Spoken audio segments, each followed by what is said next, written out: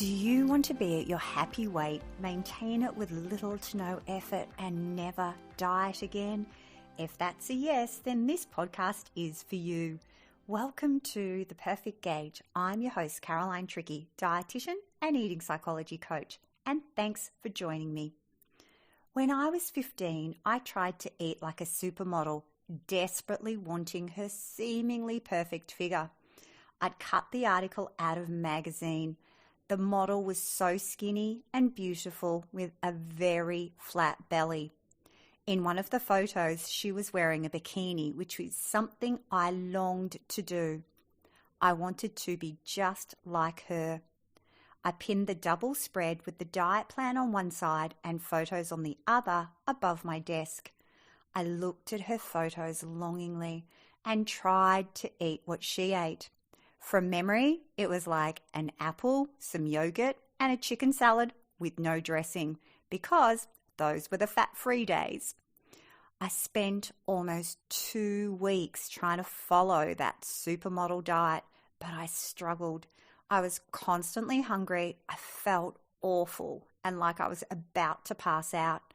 But I kept it up because I was so desperate to have a body and, if I'm honest, a life like hers. I was never really overweight as a child, but I thought I was. I grew tall quickly. My younger sister was very petite and beautiful. I was constantly compared to her. It seemed like every day someone would comment on my size. Someone would say, "You're so big." I interpreted big as fat, and I started to hate my body. My mother's relentless focus on diets and weight only made my insecurities worse. She was always on a diet and used to comment on my weight, among other things. She'd poke my belly, and as she did, she'd tell me I needed to be careful or it would get bigger.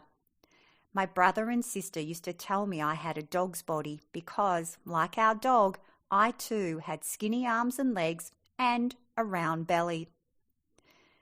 When I grew up, it was the 70s and 80s when everyone was stick thin, had big hair, and even bigger shoulder pads. All the other girls at school were so skinny, and if you weren't super skinny, you went on a diet. Or you took up smoking to reduce your appetite, which I was never going to do. That supermodel diet was just one of many I tried, but it was the same experience time and time again. My belly didn't get smaller, it got bigger, and I was left wearing baggy shirts and feeling frustrated. And I'm not unusual. Every week in my clinics, I meet women who tell me similar stories. Women who have tried every single diet known to man to lose weight, yet still don't weigh what they want and feel uncomfortable with their body. Some refuse to look at themselves in the mirror. Some avoid going to social functions to try and limit how much they eat. Some don't leave the house because they're so ashamed of the way they look. All of them are frustrated and bewildered that they've done what they're, quote, meant to, which is go on a diet, yet they still aren't at a weight they are happy with. In fact, far from it. It's not news that dieting is a national obsession. Nearly 2/3 of Australians have been on a diet, and apparently the average person will spend 17 years of their lives dieting. For those who have never had a weight problem, the solution seems simple. Go on a diet, just follow the rules and restrictions, and the diet will sort it out for you. But if you've tried this yourself, you know it's not that simple. When you can't stick to the diet, you blame yourself, your lack of willpower, discipline, or self-control. You start to think there's something inherently wrong with you. But the reason diets don't work for long-term weight loss has nothing to do with you. It's to do with human biology. A diet is any way of eating that exerts external control over what, where, when, or how much you eat. But eating isn't just about willpower. Eating is ultimately under the control of your brain. In a world where food is freely available, maintaining weight loss by dieting requires an ongoing, deliberate, and conscious effort to eat less. And just like your inability to resist sleep or breathing, your brain will override your mind and make you eat. This is true for all living beings whose brain dictates their behavior. And the bottom line is that if what you're doing isn't working, you need to do something different. It feels weird talking about my food struggles now, as they were so long ago and seem so foreign. They seem distant from who I am now, so different from my thoughts about food and how I now relate to food. I'm now in my mid-50s, post-menopause, and my relationship with food is one of ease. I no longer fight hunger or urges or do crazy amounts of exercise. I eat delicious food, drink delicious wine, and eat carbs. I know when I've had enough, and my clothes always fit. I found a way to maintain my happy weight effortlessly. I no longer second guess or go back and forth in my head. I no longer worry about what I should eat, what I just ate, and whether it will make me gain weight.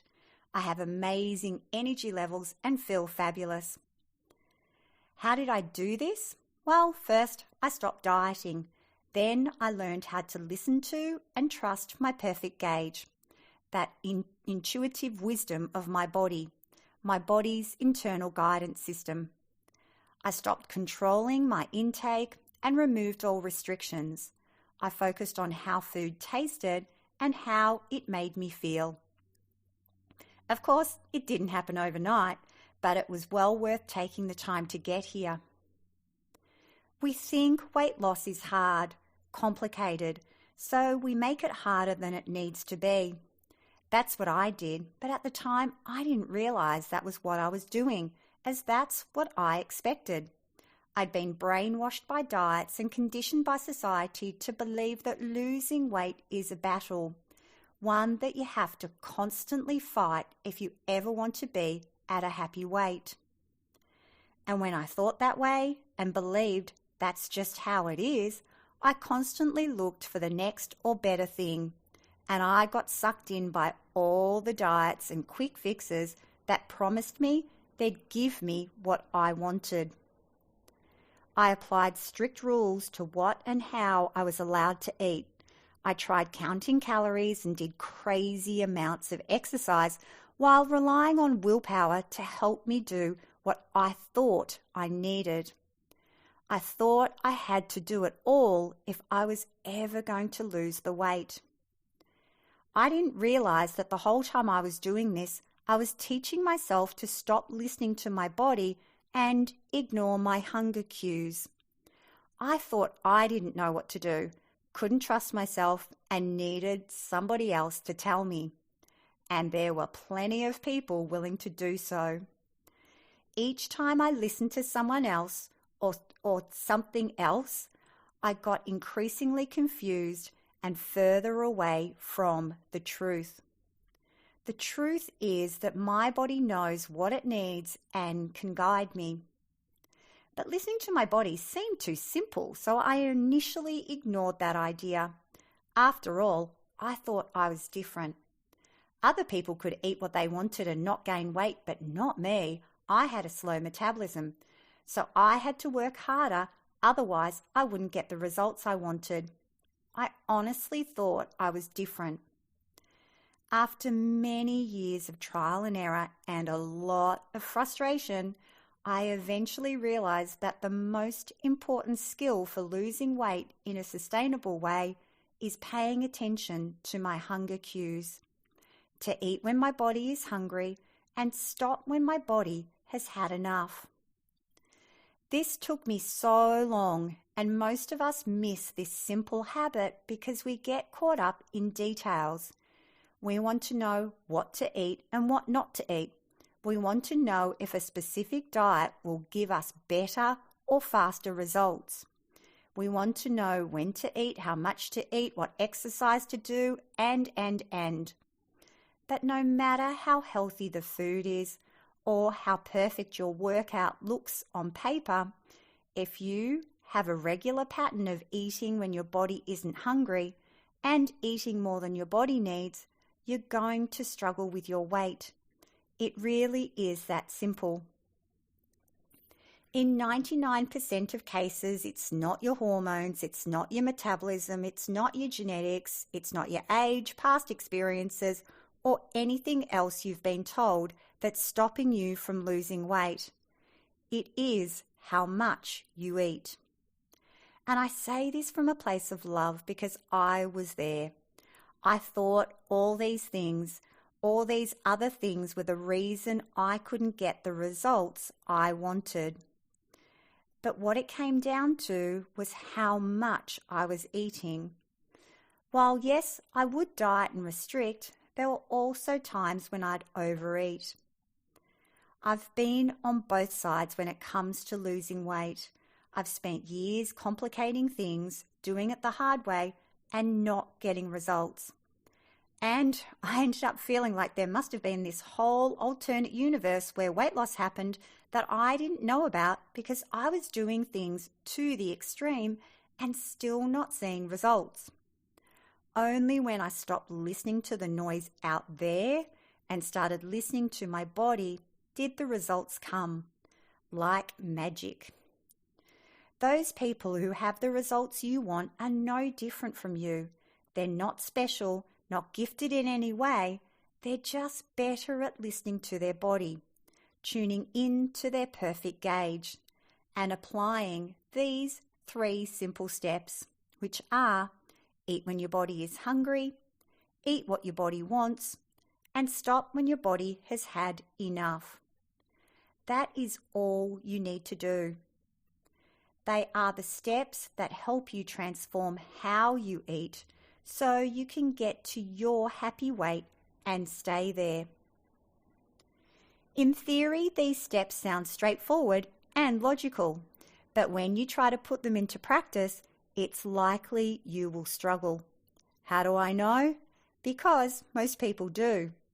We have a perfect gauge we're not using because something gets in the way. Some people can't even do it one time. As soon as they try, something gets in their way. So what can you do? Well, you solve for this with skill. Skill dissolves whatever is in the way, keeping you stuck. Skill transforms each of the 3 steps of the perfect gauge process, making them easier to do. Skill streamlines the process. Applying skills to the 3 steps is like using a hot knife to cut through cold butter. People who lose weight quickly and then gain it back lack skills. They can't maintain it because they lack the skills. They only know an all or nothing, unsustainable approach. The key to losing weight and keeping it off is to build skills along the way that help you maintain your weight. That's what I did. I built skills that help me lose and now maintain. Those skills are such ingrained habits now, I don't have to think about them. It's just what I do. So if you're not at your happy weight, all that means is that you haven't built the skills you need. That's it. It doesn't mean anything else. It's not about you or your genetics, metabolism, or any of that crap. It literally just means there are certain skills that you need to build that you haven't yet built. Which is incredibly empowering to think about because it means that no matter what you want to achieve, there are just a few skills that you need to get there. And if you're willing to put in the time and the effort into building those skills, you can be at your happy weight and maintain it effortlessly. So what are the skills you need? Well, that's what we're going to discuss in the upcoming episodes. So I do hope you'll join me, and thanks for being here today.